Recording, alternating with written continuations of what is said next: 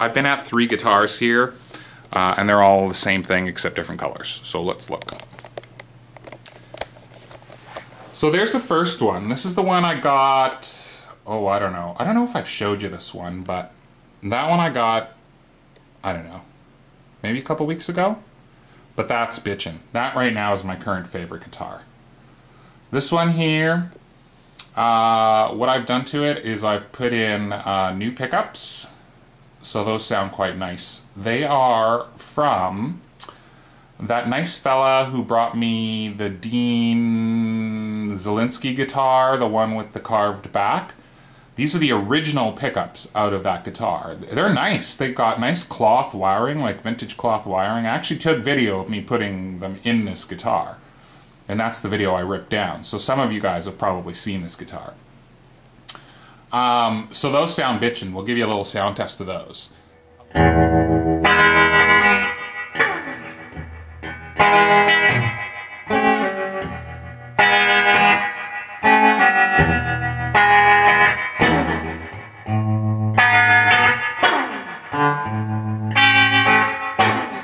I love that guitar. That guitar plays awesome. It's set up well.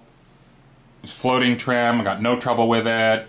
Nothing at all. Nothing at all else I want to change about that guitar. That's just the player as is. I'm not going to do another thing to that. Oh, let's move over here before we get to Blackie. So I got another white one. Okay, so this one is actually white. This one's Arctic white, and that one there is more of that cream color. But this one here is white. This one's that Arctic white. And it's the same thing, same guitar. So I've been at this one. I was going to go ahead and just set it up, and I started filming a little video. I actually do have some video of me. I don't know if I'll try to tag it into this video, some of work on this guitar and some of the work on... Because I did take a video of what I'm doing to this guitar now. I took some video of the process of what I've done. Anyway, the reason I meant to say I was focusing in on that is because this one's a bit rusty, so it needs a bit of a cleanup. But other than that, it's overall, the body's clean, the neck's clean, there's no fret wear, and here's the surprise. Yeah, buddy! Matching headstock.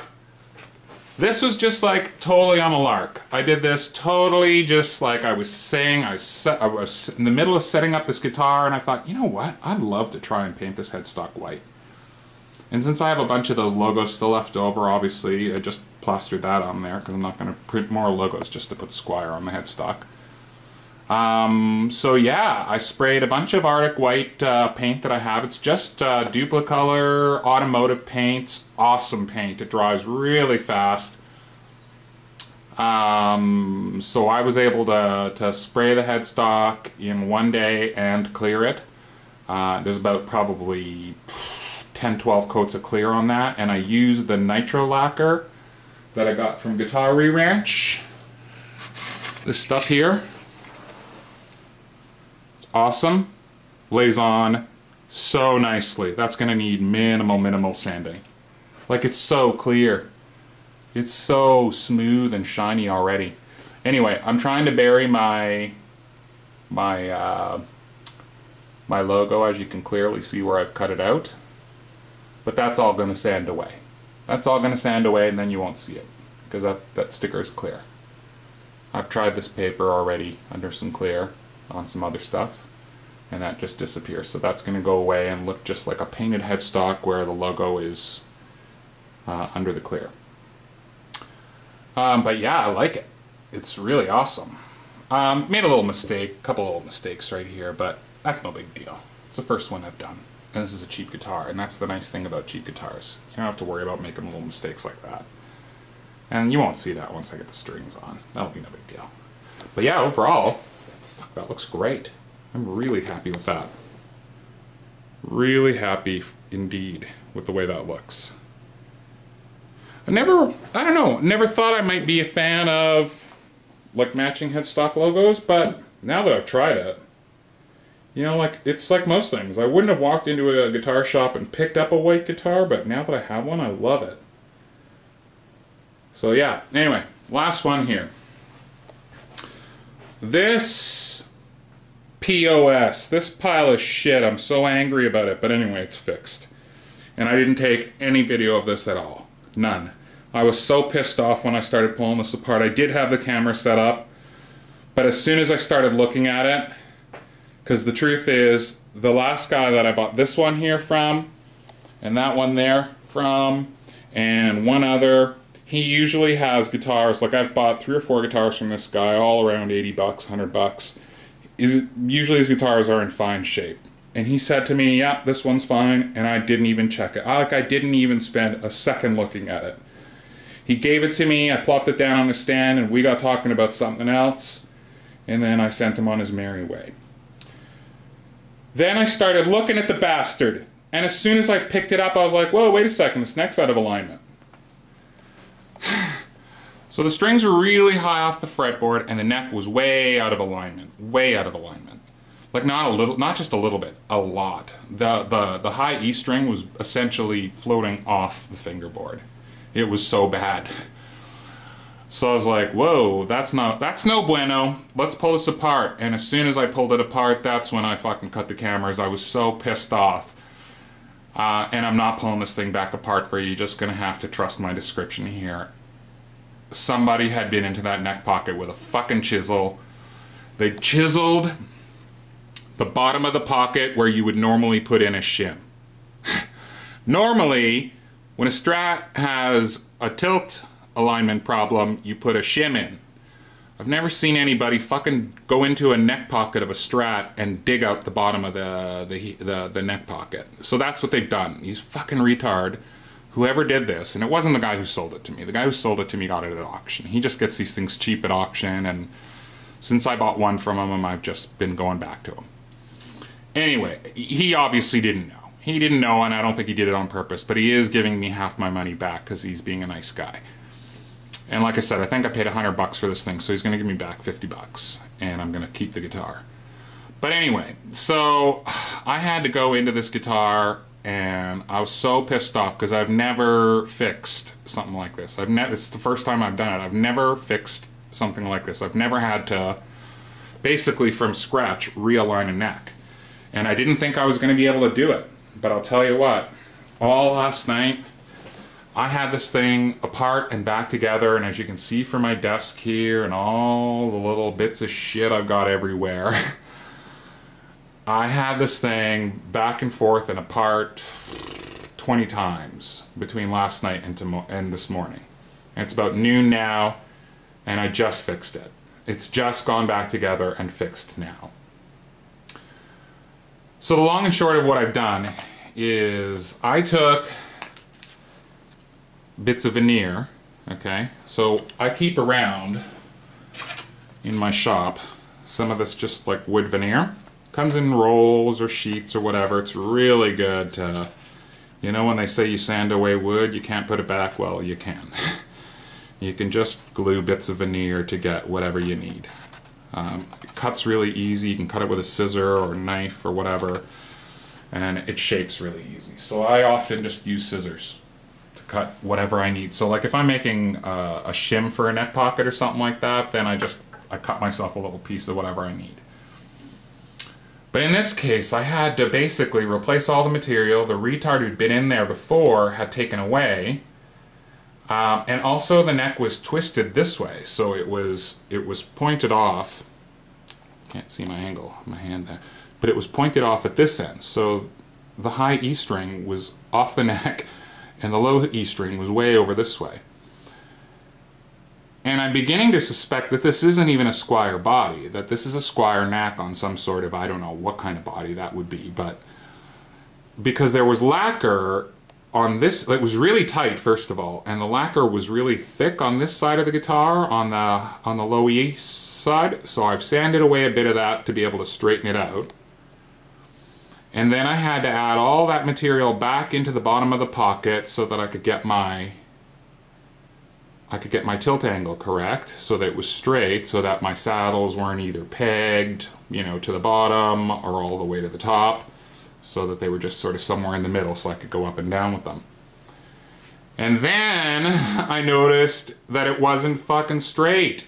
And then I got it in there, and the neck was, the angle was right. It wasn't twisted one way or the other this way anymore. but then now it was twisted this way. So the low E string, or the high E string side was up out of the pocket. So it was so misaligned. I was so choked. So I had to get in there, and that's actually my measurement. So essentially I just completely straightened out that pocket.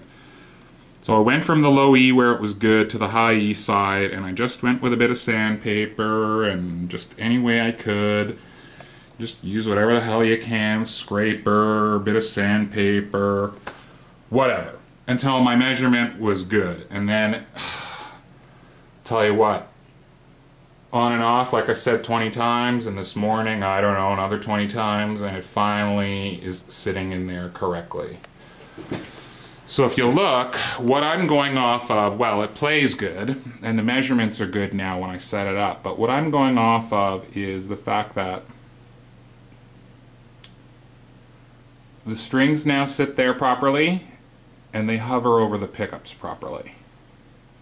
So you see how on these Strats, and I don't know if this is just Squiers that do this, like I can't remember, but you see how the low E and the high E are just at the very tip edge of the outside pull pieces of that pickup,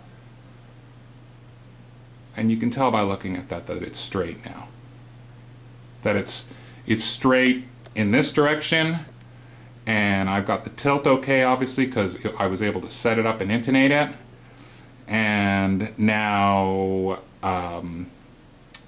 it seems to be sitting in there, not cockeyed anymore. So now it's completely straight in 3 directions: this way, that way, and this way. So yeah, big pain in the ass. That was not a job I was hoping to do. I was just hoping to hot rod this guitar a little bit for myself. But now it's back together and it's playing. Oh, I also had to put a new nut in there too, so that needs some adjustment, and these strings are gonna have to come back off because I didn't even do the fretwork. I was just really trying to get this thing aligned. So maybe I'll film some of that. But yeah, it had a weird old nut in there. I don't even know what I've done with it. Is this it? Is this fucking it? Yeah, it's really weird looking. Anyway, whoever's put that in there, you can see those are really deep. So that was going to need adjusting anyway. And it was out of alignment also. This was, again, pointing toward the east side of the... So I don't know if some fucking blind monkey tried to set this guitar up, but that's how it came up. Blind monkeys should not try to set up guitars, just FYI. But yeah, now it's working. Now it's working, so now it's been 20 minutes of me talking, so I should probably play some of these guitars.